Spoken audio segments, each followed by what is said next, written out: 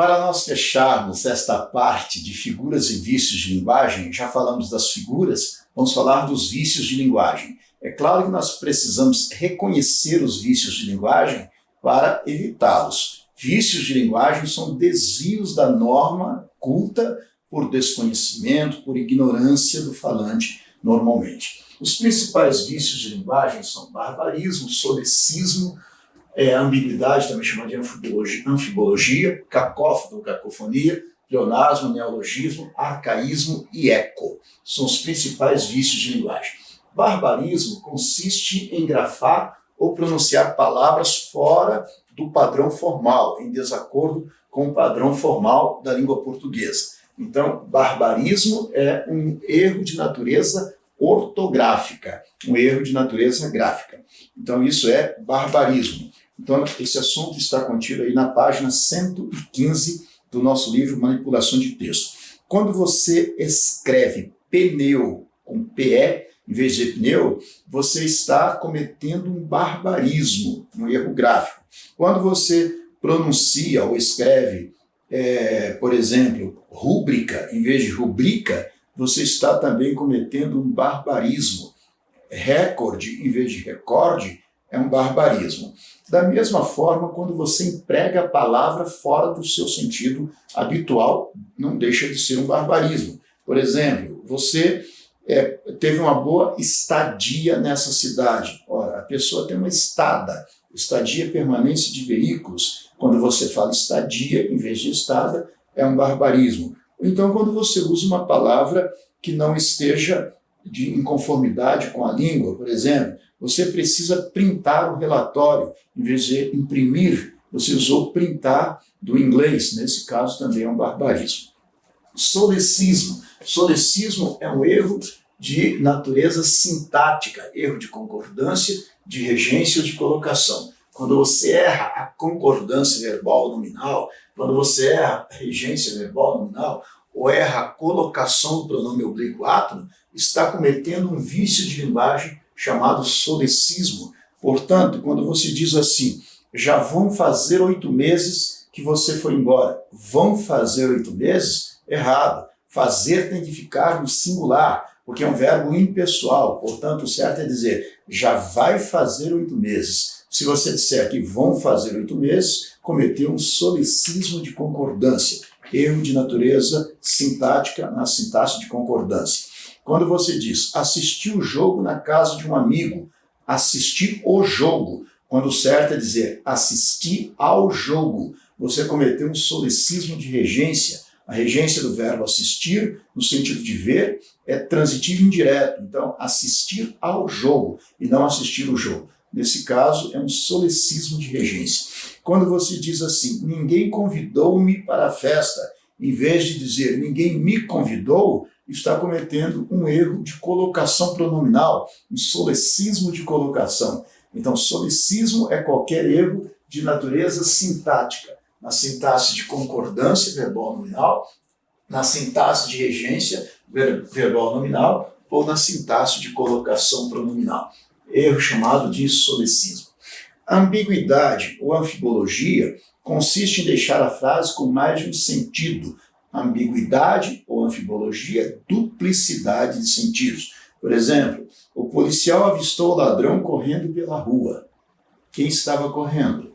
O ladrão ou o policial? Então, nesse caso, a frase é ambígua, remete a duplo sentido. Frase ambígua é frase errada.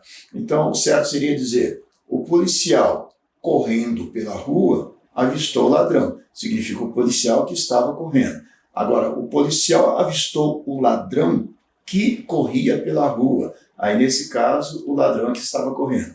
Então, cuidado para não deixar frase com dupla possibilidade de entendimento. Frase ambígua.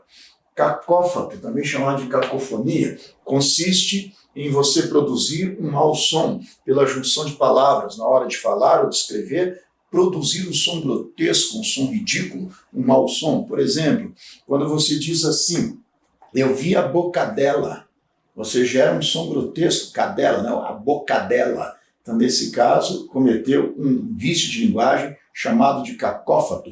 Meu time nunca ganha, cagar.